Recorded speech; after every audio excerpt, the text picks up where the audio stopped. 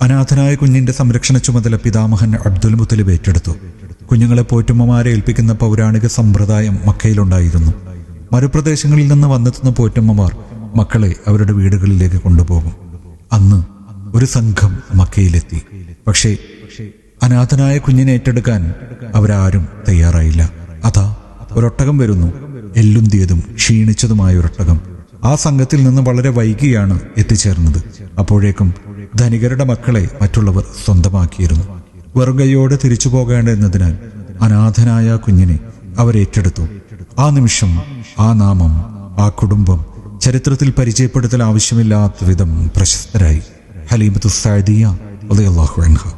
പുതുതായി വന്ന പൈതലിനൊപ്പം അഭിവൃദ്ധിയും ഫലപുഷ്ടിയും ആ വീട്ടിലേക്ക് കടന്നു വന്നു. ഒരു ദിവസം ഹലീമ ബീവിയുടെ മറ്റു മക്കളോടൊപ്പം കളിച്ചുകൊണ്ടിരിക്കെ വളർത്തു സഹോദരൻ പേടിച്ചരണ്ട് വീട്ടിലെത്തി. മുഹമ്മദിനെ കുറച്ചാളുകൾ പിടിച്ചു വെച്ച് നെഞ്ചു കയറിയിരിക്കുന്നു. പോറ്റുമ്മയും ഭർത്താവും അവിടേക്ക് കുതിച്ചു ചെന്നു. അതാ ആ ബാലൻ ആകാശത്തേക്ക് നോക്കിയിരിക്കുകയാണ്. എന്താണ് സംഭവിച്ചതെന്ന് ചോദിച്ചു. ദൈവത്തിന്റെ 2 മാലാഖമാർ വന്നിരുന്നു. അവരെന്റെ നെഞ്ച് പിളർത്തി ഹൃദയം പുറത്തെടുത്തു. ദിവ്യജലം കൊണ്ട് കഴുകിയ ശേഷം അവരത് തിരികെ വെച്ചു. ഒരു ഭാഗം എടുത്തു മാറ്റി. അതിന്റെ ഹൃദ്യത എനിക്കിപ്പോഴും അനുഭവപ്പെടുന്നു. അവർ പോയ വഴിയെയാണ് ഞാൻ ആകാശത്തേക്ക് നോക്കിയിരിക്കുന്നത്. കേട്ട മാത്രയിൽ അവർക്ക് പേടിയായി. കുട്ടിയെ ഉമ്മയെ തിരിച്ചേൽപ്പിക്കാൻ അവർ തീരുമാനിച്ചു.